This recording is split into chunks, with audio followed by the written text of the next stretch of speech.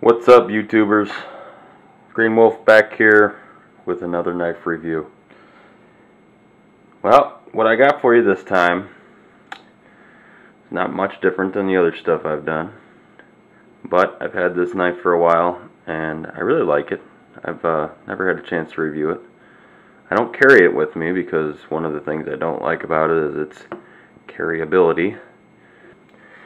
This is the CRKT M21-14SFG, and it's a Carson design. We got a patent number on there.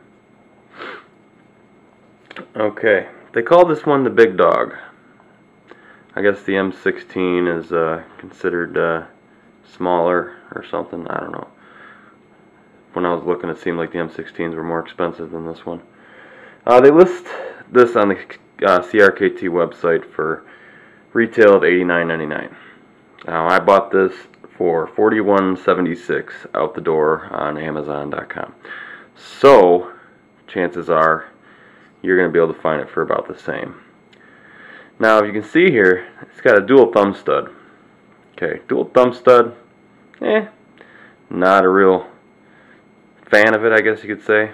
I like to have the access to the little thumb stud here on the side. Or dual flipper, I'm sorry, I've been calling it dual thumb stud, dual flipper. I like the thumb stud on the side. However, this thumb stud is not really useful for a couple reasons. When you try to open the knife, if your hand is right here, that will actually pinch you pretty good and could break the skin depending on how hard you do it. So you want to try to avoid using the thumb stud. On this knife, it's more along the lines of a blade stop anyways, because it sits right into that little spot right there, and then it also sits right in that spot right there. So I don't know, maybe it's not really meant to be thumb stud. We got a G10 handle on here, and I did another review a couple days ago of my Spyderco Tenacious, which has got a very similar G10 grip. Now, I like it. I mean, it's to anybody that doesn't know knives, they think, oh, it's just a plastic grip. But I mean, it is so much more than a plastic grip. It is a real nice grip.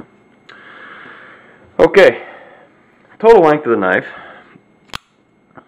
is 9.25 inches.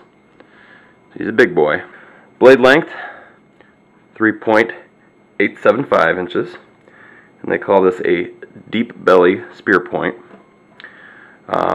It's wrapped up with these VEF serrations. As you can see, there's a little bit of wear and tear on the blade here. I've used this knife for about a year, so I mean, I didn't carry it all the time. I probably only carried it for a couple weeks, but when I needed something really hefty cut into, or you know, I had some radiator hose that I was cutting when I was working on my truck, this thing worked amazing. These serrations cut through it like butter. However, they did bend slightly at the tips, as you can see. So even though it's a nice idea and a cool design, they're kind of flimsy when they get that sharp. See on the other side, it's like that. Okay, closed length of the knife is 5.375 inches, which is a pretty long knife to have in your pocket, first of all. And as you can see with the pocket clip here, even though it's pretty deep carry,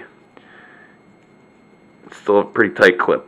And not only that, these things make for some real fun when it comes to taking the knife out of the pocket or getting caught on stuff. So even though it's got the 4-point pocket clip, if you were to flip this guy around and have this end in the pocket, I don't know, I can't imagine trying to yank that out of your pocket. That would probably catch up and just annoy the heck out of you. It'd probably rip your pants open eventually. Okay, blade steel is 8 CR14 MOV, which is a pretty common steel on some of these lower end knives that you see a lot of. It's got a HRC rating of 58 to 59, so it's pretty hard steel. The weight of the knife in total is 6.1 ounces. It's a hollow grind blade on this knife. Some people like to carry some that heavy, some people don't.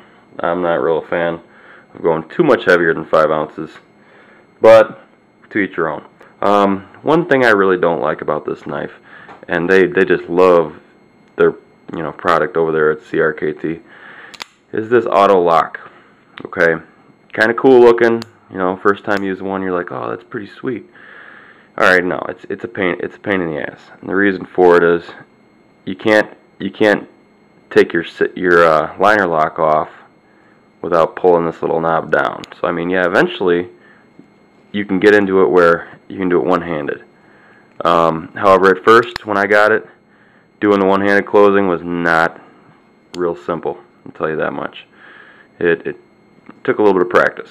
A couple other things I wanted to go over with this knife. Let's go over the frame. The frame seems to be pretty decently sized. I mean, it's got a good thickness to it. It's a full frame, goes all the way down. Yeah, it's skeletonized and everything, but it's a full frame.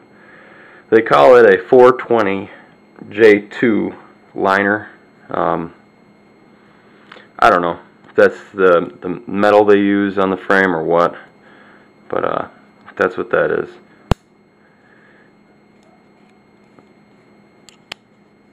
So there it is, the M21-14SFG. It's a big, loud, obnoxious knife. It's got intimidation factor, it's got the looks, and it's got the price. I mean, where are you going wrong with this knife? There's our CRKT M21, and if you're a guy that likes to carry a real big, outrageous knife, this might be the one for you. I mean, it is probably what I would call Rambo's pocket knife. Definitely intimidation factor, definitely got a little bit of length to it, and it's a combat knife. I mean, these dual flippers are here to keep your hand in place, and that blade is there to do some damage. That's why it's a spear point. So yeah, I mean, if you want a good tactical knife for a decent price, hey, 41 bucks is not bad. As far as the knife goes, that's your review, and I appreciate you guys watching. Alright, have a good one.